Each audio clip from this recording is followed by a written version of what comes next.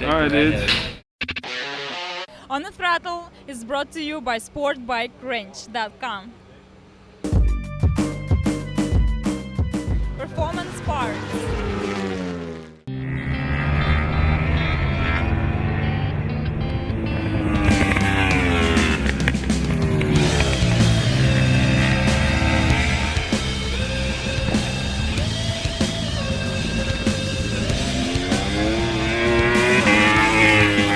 You were talking one time in an interview we did about when you get on the brakes, you're not a wham on the brakes, you ease into the brakes and get the nose down, right?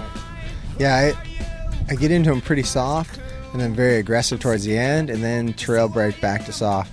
Most riders seem to snap the brakes on pretty hard. And I don't know why I've adapted that style. It works great in the rain, less chance of crashing.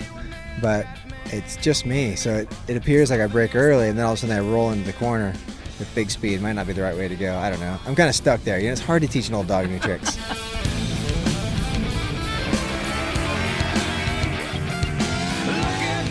Seamus, you've been cleaning the brakes here on Ben Bostrom's bike after practice before the race, and we were wanting you to elaborate a little bit on the steps. The first thing you did was take the brake pads out and mark them.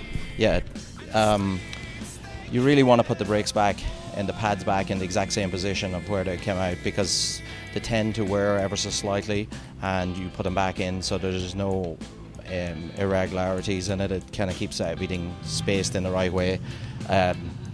If you put one in the other side, it kind of flips it upside down, and it might have tapered the other way, and it might cause the brakes to pulsate a little bit until it wears back in straight. So by doing it and marking them, you're cutting out all chances of having an issue.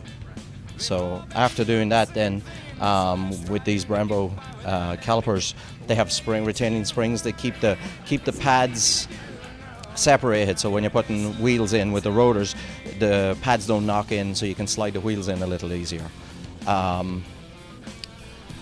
You take them out and clean them off because they'll get dirty. Most of the grime that's in there is brake dust, but you do get some traffic film from the ground, some rubber from the tyre, some rubber from build-up from other tyres.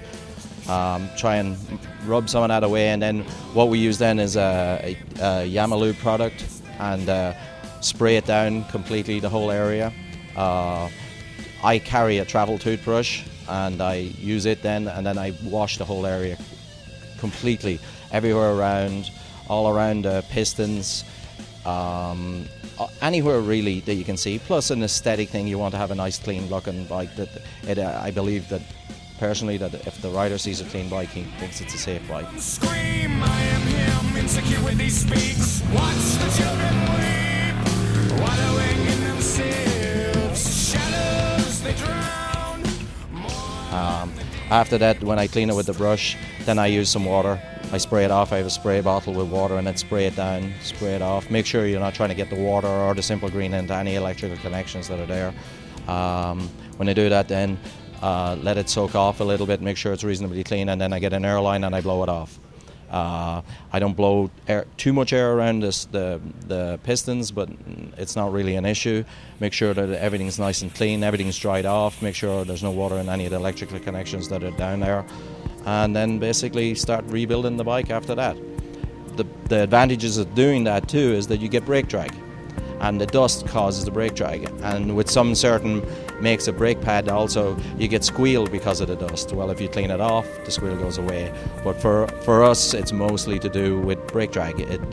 Once you put the wheel back in, you can spin it, and it's a visual thing, you can see it, the wheel spins much easier straight afterwards. So and it's very important for all club racers. I know that guys here racing on their own, they're kind of stuck for time and rushing, but it's a good thing to do. It means that you can as you're washing as well, you're looking around, you're making sure you're doing it clean, so you'll notice if there's any failures or cracks or any unusual marks or anything like that. So When you're saying brake drag, what specifically do you mean? The pads just kissing the brake rotor? Yeah, you get build up, and because heat build up on the rotors and the pads and everything cools down at a different rate.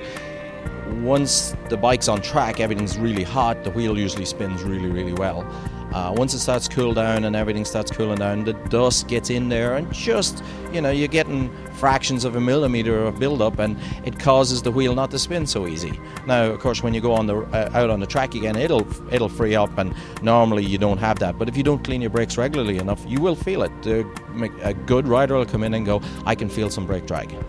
So with that, then they don't have to do it after every practice, but definitely after every race or prior to a race, clean it up.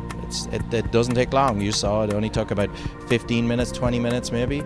But other than that, it's kind of you're just assured that everything's right in there.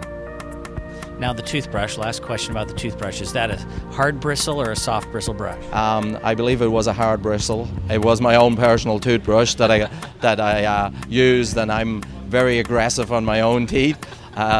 And so the edges have flared quite nicely, so you can actually get in and catch some of the areas around that it would. But I would suggest using recycled toothbrush rather than going out and buying a new one. In fact, buy a new one, use that on your own mouth, and use your old one to do it.